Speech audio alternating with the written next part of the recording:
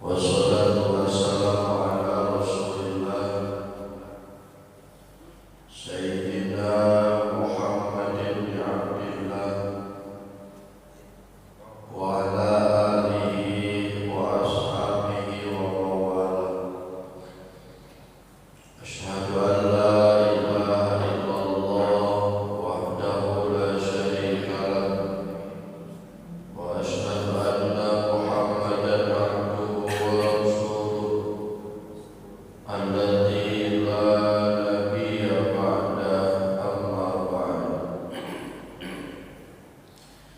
Qala al-mu'allif rahimahullahu ta'ala wa nafa'ana bi 'ulumihi wa bi barakatihi, amin ya Allah ya rabbal alamin. Allahumma inna nas'aluka fahman nabiyyin wa hifdzal mursalin wa ilhamal malaikatil muqarrabin. Allahumma akrimni bi nuril fahmi wa akhrijni min dhulumatil wahmi. Allahumma aghnini bil ilmi wa zayyinni bil hilmi wa akrimni bit taqwa wa jammilna bil afiyah. Ya Fattah ya Alim, ya Fattah ya Alim, ya Fattah ya Alim, iftah alaina fathan qariban waftah alaina fathan mubinan birahmatika ya arhamar rahimin, walhamdulillahi rabbil alamin. Pertama-tama puji beserta syukur kita panjatkan kehadirat Allah Subhanahu wa ta'ala dengan mengucapkan alhamdulillahi rabbil alamin. Salawat beserta salam kita curah limpahkan kepada baginda termulia Nabi besar Muhammad sallallahu alaihi wasallam.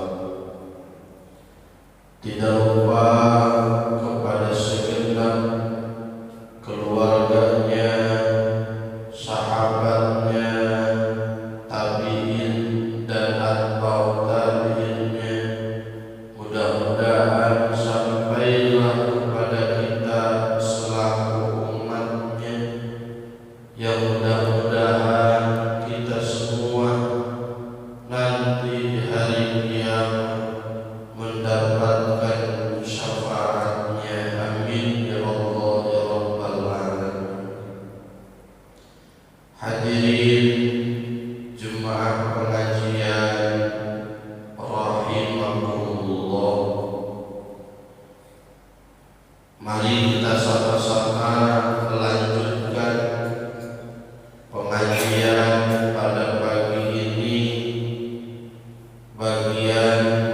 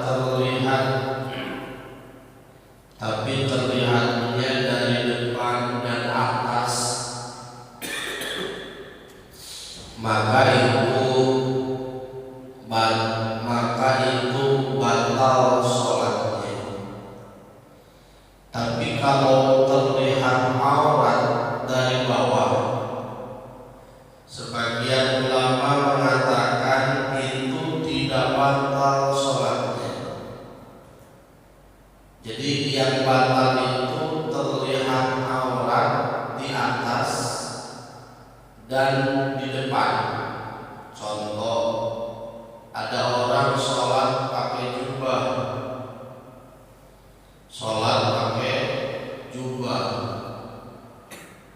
Ada orang di lantai 2 melihat orang tersebut, dilihat ke bawah. Pas dilihat ternyata yang di bawah itu gak pakai dalaman, sehingga kelihatan orangnya dari atas. Maka itu kata para ulama itu tidak sah sholatnya. Ataupun kelihatan dari depan, misalkan kita pakai sarung, ternyata sarungnya ada bekas rokok. Pas dilihat, pas kita sholat di belakang kita melihat, pas bolong-bolongnya kelihatan auratnya, itu batal sholatnya. Beda dengan kelihatan dari bawah. Misalkan ada laki-laki sholat pakai sarung, pakai sarungnya agak tinggi, dia agak pakai dalaman lupa, pas sujud, kelihatan dari bawah, maka itu tidak batal sholatnya. Jadi kalau auratnya terlihat dari atas ataupun dari depan, maka sholatnya batal. Tapi kalau sholatnya auratnya terlihat dari bawah, maka itu hukumnya tidak batal sholatnya. Hadirin jemaah sekalian rahimakumullah, kita lanjutkan. Wajib satruha aidan, wajib menutupi aurat bukan cuma di dalam sholat saja, tapi di ghairi sholati anin nas, di luar sholat pun kita wajib menutupi aurat kita dari pandangan manusia. Jadi bukan sekedar sholat saja yang auratnya harus ditutup, di luar sholat pun sama. Itu masalah aurat harus tertutup. Mentang-mentang bukan sholat, laki-laki pakai kolor di atas lututnya, itu kan gak boleh, kelihatan auratnya. Makanya dipertegas di sini, wajibu satruha aidan fi ghairi sholati anin nas, wajib menutupi aurat bukan cuma di dalam sholat, di luar sholat pun sama wajib. Dari siapa menutupi aurat? An-nasi, dari pandangan manusia. Dijelaskan sama para ulama, yang dimaksud an-nas di sini alladzina yahrumu alaihim an-nadru, yaitu kepada orang-orang yang haram melihatnya, berarti ghair mahram. Karena kalau mahram itu boleh melihat, tapi kalau ghair mahram, kalau mahram itu tidak. Kalau ghair mahram itu kan kita melihatnya tidak boleh, tapi kalau mahram itu kan melihatnya boleh.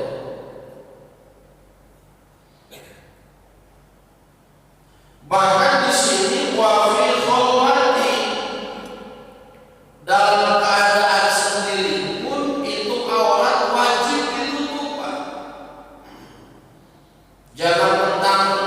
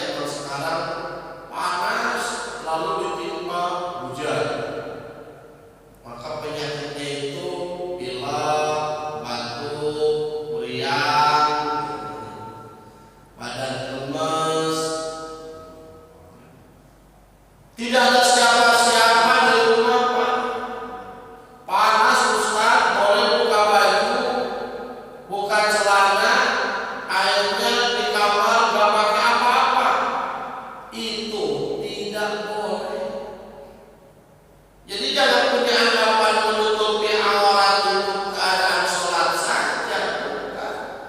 Keadaan khalwah pun menyendiri itu tetap orang itu wajib ditutup. Keadaan sendiri ataupun kata para ulama walau fi dzulmatin, dalam keadaan gelap di kamar sendiri aurat harus ditutup. Misalkan di rumah mati lampu gelap, itu pun aurat harus ditutup. Ah Ustaz, mati lampu ini gak ada yang bisa melihat. Jangan.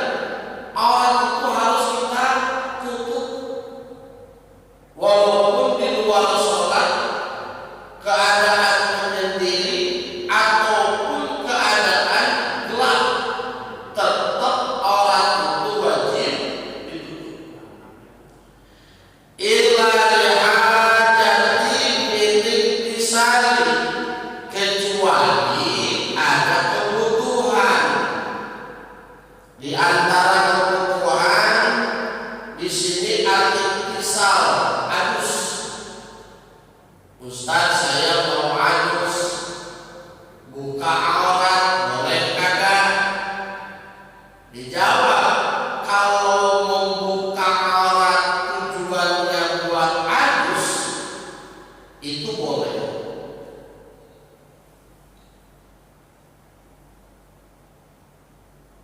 Fayasulu malam biltaja ila kasbi awrati listinjai bi'adratin nas. Ataupun kita mau qadil hajat, mau BAB, mau buang air kecil, lalu dibuka auratnya, itu gak apa-apa. Kenapa? Karena ada kebutuhan. Jadi yang jangan itu tidak ada kebutuhan, dia lagi sendiri, iseng-iseng buka-buka aurat, itu nggak boleh. Kalau ada kebutuhan mah itu hukumnya boleh. Bahkan di sini warna dan apa saja kebutuhannya. Kalau benar-benar kebutuhan itu tidak bentrok dengan syarat, maka nutupin aurat itu hukumnya tidak wajib. Contoh pertama, kita mau adus, otomatis kan mau adus kan auratnya dibuka ya. Auratnya dibuka, kelihatan auratnya, mau adus gak jadi masalah. Ataupun kita mau apa, mau diobatin, badan kita sakit mau diobatin, harus dibuka dulu auratnya. Ataupun sakit mau diobatin, diobatinnya pas auratnya, itu gak jadi masalah. Karena itu ada lihajatin, ada kebutuhan. Wa amma sajma'an nafsihi fala yajibu. Bagaimana Ustaz kalau kita melihat aurat kita sendiri? Misalkan ada laki-laki melihat kemaluannya sendiri, maka fala yajibu, menutupinya itu tidak wajib untuk diri kita sendiri. Lakinnahu yukrahu nadruhu ilaiha, tetapi makruh untuk seseorang melihat auratnya sendiri.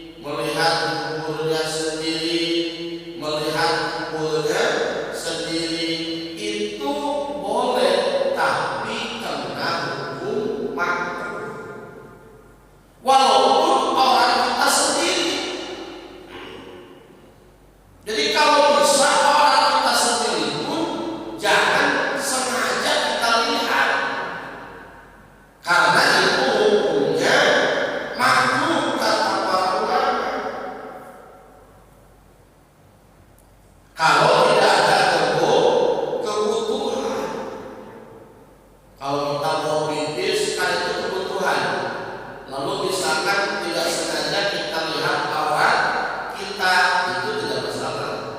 Asal jangan disengaja, tidak ada kebutuhan, lalu auratnya diperlihatkan, dilihat oleh dirinya sendiri. Walaupun nutupnya tidak wajib untuk sendiri, tetapi melihat aurat itu hukumnya makruh. Jadi melihat aurat itu makruh.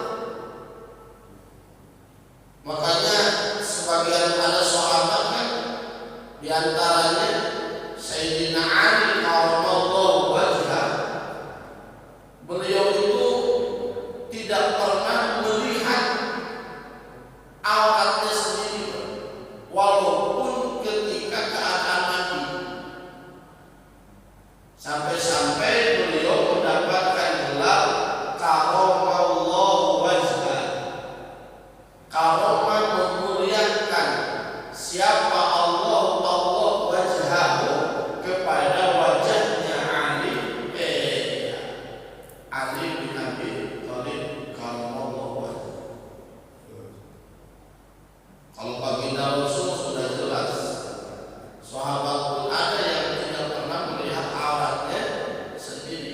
Bagaimana kalau melihat aurat sendiri, Ustaz? Jawab, gak apa-apa, tapi kena hukum makruh. Tidak boleh. Berarti menutupi aurat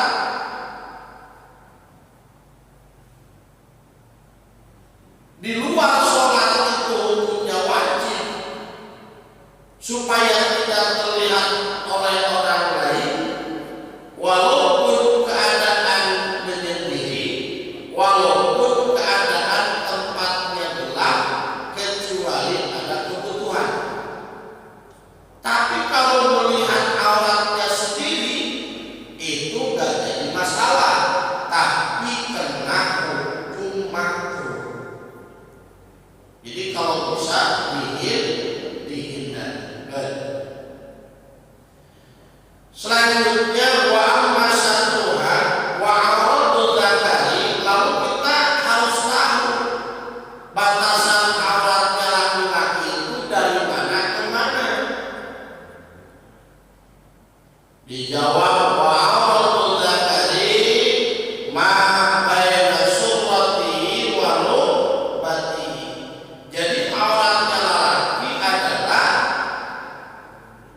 baina surrati wa rukbati, antara lutut dan pusat.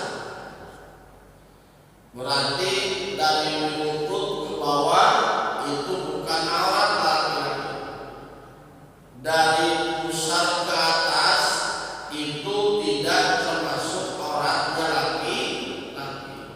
Jadi auratnya laki-laki itu sedikit, ma baina surrati wa rukbati, yaitu perkara yang ada di antara lutut dan pusat, itu aurat.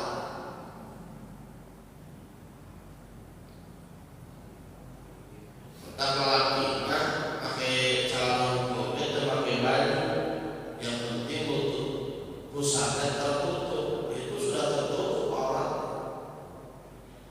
Lalu wakada al-amatu, sama amat.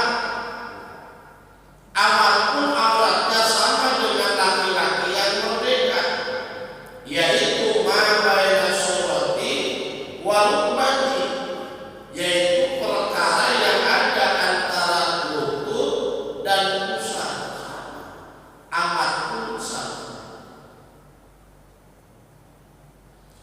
Wa auratul hurrati fi sholati, auratnya orang yang merdeka di waktu sholat, yaitu ma siwa wajhiha wa kaffaiha. Auratnya orang yang merdeka dalam keadaan sholat, yaitu perkara selain wajah dan dua telapak tangan. Dhuhran wa batinan,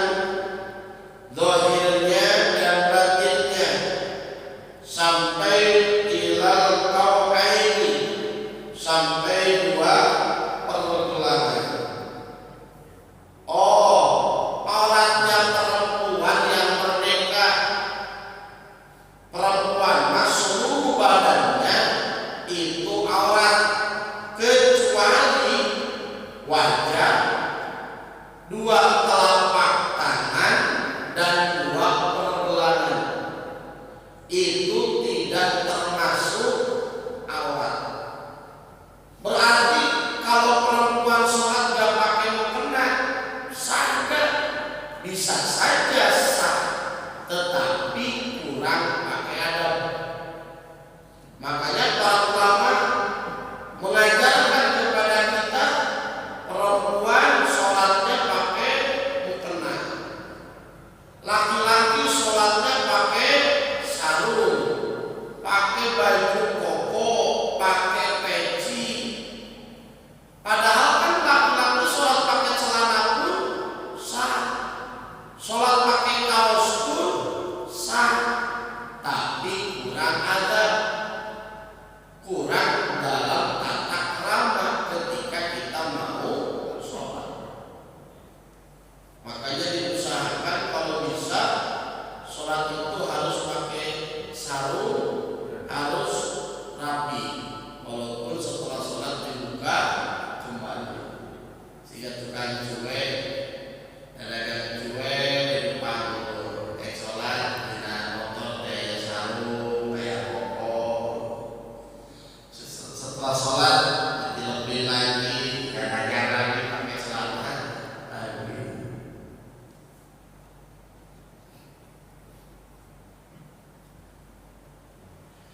Wa amma awalul aurat fi kharij sholat, bagaimana auratnya perempuan di luar sholat? Maka dijawab auratnya perempuan di luar sholat itu pajami badaniha, seluruh badannya, wa auratuha fil khalwa kadzakari. Jadi kalau dalam sholat perempuan itu auratnya adalah seluruh badan kecuali wajah, dua telapak tangan dan dua pergelangan. Tapi kalau di luar sholat itu auratnya perempuan itu seluruh badannya itu aurat. Ini sebagian pendapat ulama. Makanya ada perempuan dikarenakan seluruh badannya aurat sehingga wajahnya pun ditutup cadar, tangannya pakai sarung tangan, kakinya pakai sarung kaki. Bagus, bagus. Kalau bisa istri kita pun seperti itu. Kalau bisa, nggak daripada ribut, ya udah belajar. Jadi jangan sampai hal seperti itu dianggapnya aneh. Wah, ini beda paham dengan kita karena ini pakai cadar. Enggak semuanya, walaupun ada, tidak semuanya. Oh, itu mah dia mau pakai cadar, pakai sarung tangan, pakai kaos kaki, itu pasti beda paham, bukan golongan kita. Tidak mesti, tidak seperti itu. Kadang-kadang ada orang itu satu pemahaman dengan kita, tapi dia mengambil yang lebih apik, yang lebih bagus. Ya kalau nggak bisa, berarti kan ilal wajah wal kafain. Ya yang penting mah semua badan tertutup kecuali wajah dan dua telapak tangan dan dua pergelangan. Jadi apa memang pakai orang? Karena kata para ulama, di annal mar'ata aktsaru ma bihi fitnatun. Karena perempuan itu seluruh badannya itu bisa jadi fitnah. Di annal mar'ata aktsaru ma bihi fitnatun. Karena dalam diri perempuan itu banyak sekali fitnah-fitnah. Perempuan mah rapi pakaiannya, ada fitnah. Tidak rapi pakaiannya, apalagi. Jadi emang diciptakannya perempuan itu untuk badannya itu, seluruh badannya itu untuk fitnah. Awewe mongko fitnah kepegang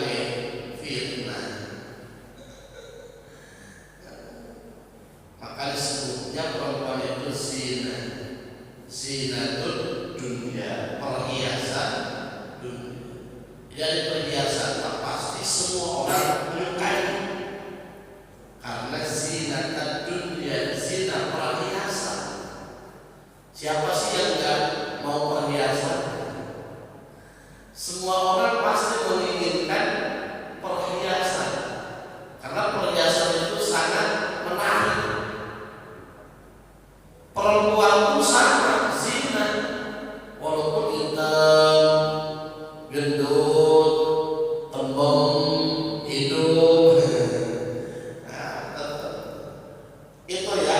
Syarat sholat yang kedua adalah menutupi aurat.